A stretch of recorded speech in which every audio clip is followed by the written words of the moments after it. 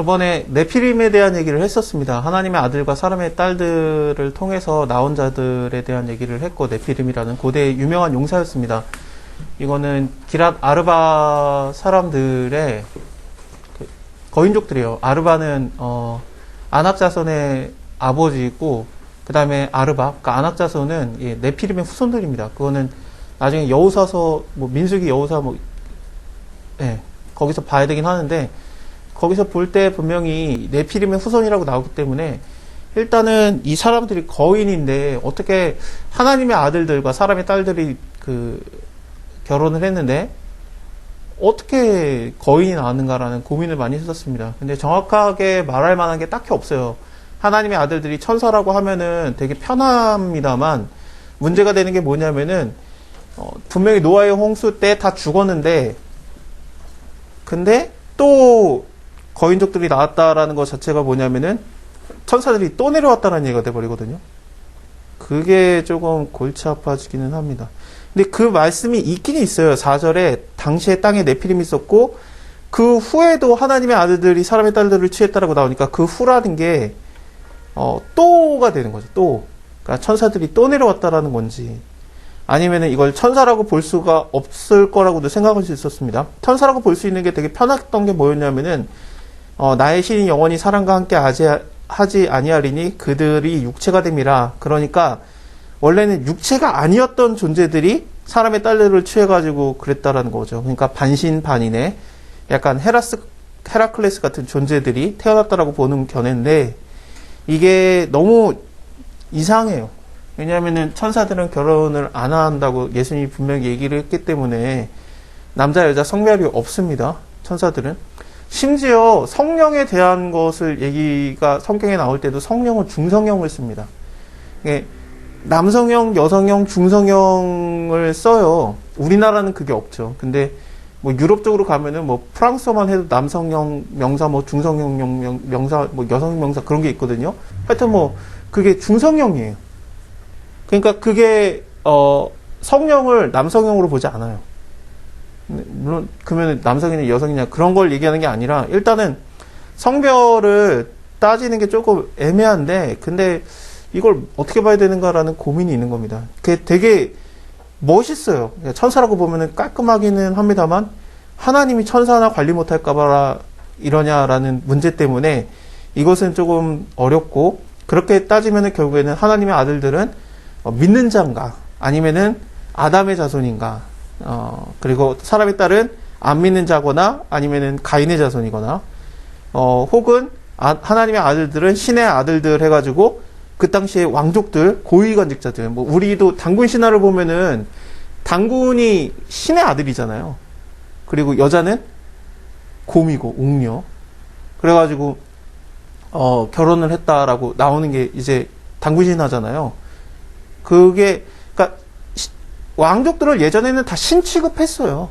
원래 모든 나라가. 그러니까 이 신의 아들들이 사람의 딸들의 아름다움을 보고 좋아하는 모든 자로 아내를 삼았다라는 게 왕족들이라든지 귀족들이 평민들의 딸과 결혼을 해가지고 좀 서자 출신들 한이 맺혀져 있는 사람들이 나타나서 그들이 고대 유명한 용사가 되었다라는 싸움을 잘하겠죠. 왜냐면 아버지를 아버지라고 부르지 못하니까 한이 맺혀져 있는. 근데 그러면은 왕족과 평민이 결혼을 하면은 거인이 나오는가 그것도 어렵기 때문에 하여튼 어렵습니다.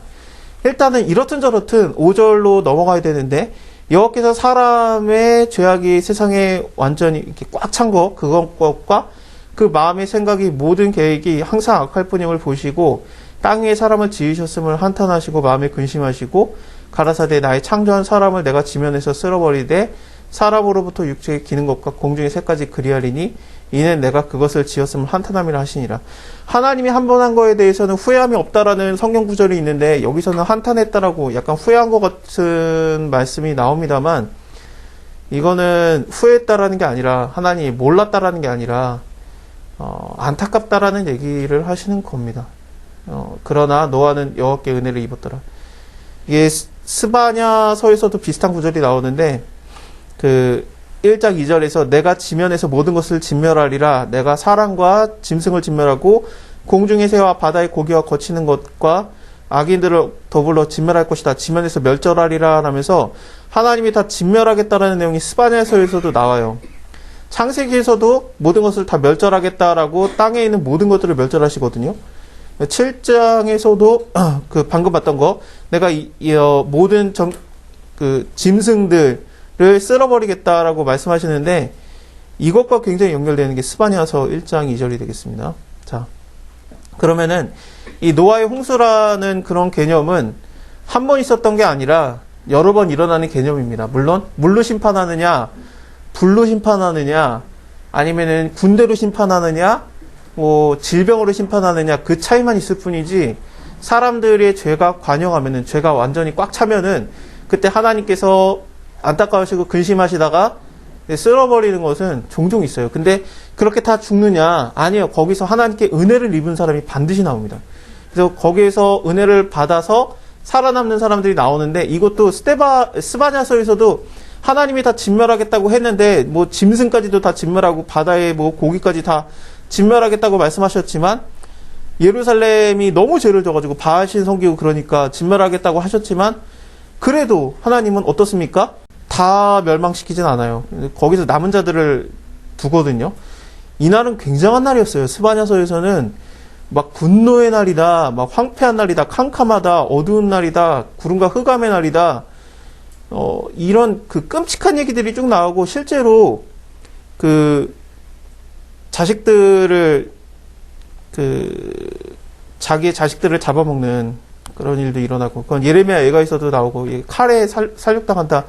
아수르 제국이 치는 거 그게 나오는데 그래도 이렇게 괴로움과 슬픔이 있지만 여기서 끝나는 것이 아니라 왜냐하면은 거기서 몇 명이 남아서 구원을 받기 때문에 어떻게 됩니까? 너의 하나님 여호와가 너희 가운데 계시니 그는 구원을 베푸신 전능자다. 하면서 기쁨을 이기지 못하고 잠잠히 살아가시고 즐거이 부르는 이것이 나와요. 이게 모이는 자들이 이 대회로 인해서 모이는 자들, 대회라는 게 큰 회의거든요. 큰 회가 모여지는 것들이 나오는 겁니다. 그래서 칭찬과 명성을 얻게 하리라. 나 주 여호와의 말이라. 이렇게 끝나는데 이것을 생각해 보면은 교만함과 그런 것으로 이렇게 쓸어버리겠지만 하나님께서는 다 멸하시는 게 아니라 남겨둬요. 그러니까 너는 오직 나를 경외하고 교훈을 받아라.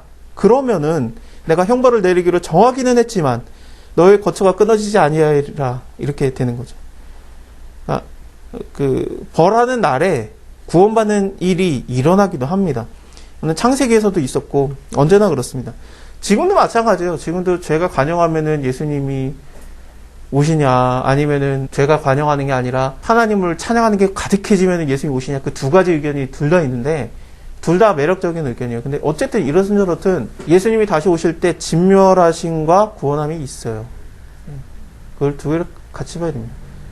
그러니까 예수님은 구원자 하나님이시지만 또한 심판자 하나님이십니다. 그 두 가지가 언제나 같이 가고 심판이라는 거는 존재 조건이 뭐냐면은 구원의 존재 조건은 뭐냐면 심판이에요.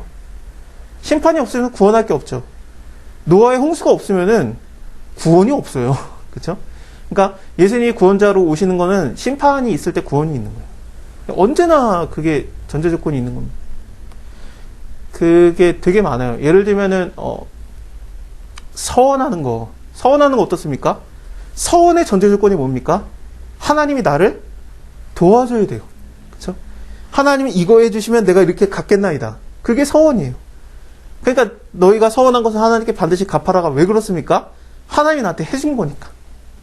그러니까 갚는 거예요. 근데 이거는 딜을 하는 건 아니에요. 하나님이 해줬다는 것을 감사하고 그거에 대한 걸로 하는 거지. 그러니까 요만큼 했으면 저만큼 해준다 그런 느낌이 아니라 하나님이 나에게 도운 것처럼 나도 하나님께 내가 서원한 것을 드리겠나이다. 그것이 바로 서원입니다. 서원제는 화목제랑 같아요. 화목제에서 부류가 있는데 거기서 뭐 감사제, 뭐 낙헌제, 뭐 서원제 이렇게 세 가지가 있거든요. 그 화목제가 레위기 3장입니다. 그리고 6장, 7장에서도 화목제에 대한 게 좀 더 의견이 나오는데 거기를 통해서 보면은 이 화목제는 하나님과 우리의 사이가 끊어졌는데 이것을 다시 연결시키는 건데 이거를 예수님이 하셨죠. 화목제물이 되셨으니까 로마서에서. 근데 우리가 어떻게 하나님께 예배를 드리느냐 죄인 주제에 그것을 하나님이 기뻐 받아주시는 건데 우리가 자원하는 거예요. 그래서 자원하는 거, 감사제, 낙헌제, 서원제 이런 식으로 하면서 하나님께 다가가서 우리가 하나님께 예배드리는 게 이것을 가능하게 하는 겁니다. 근데 그거의 전제 조건이 뭐가 되겠습니까? 하나님 해줘야 돼요. 그래서 예수님이 화목제물이 되시는 거예요. 우리에게 먼저 해주시고 우리가 그거에 대해서 감사를 하든지 서헌을 하든지 뭐 낙헌을 하든지. 낙헌이라는 게 뭐냐면요, 일종의 감사제랑 똑같은 말이기도 하고 감사제랑도 비슷하기도 하고 그런데, 낙헌제라는 게, 낙헌식이라는 게 집을 다 지으면은 그거에 대해서 낙헌하는 그 찬양을 하고 기도도 하고 그랬거든요. 그러니까 일종의 집들이 같은 거예요. 예, 그러니까 성전 낙헌제 뭐 그런 걸 하는데, 그러니까 하나님께 드림이 되었다 뭐 그런 걸로 보는 건데, 결국엔 하나님이 그걸 다 도와줬으니까 내가 그거에 대한 감사를 하는 것이 바로 화목제, 낙헌제, 뭐 서원제 그런 것이 되는 겁니다. 감사제.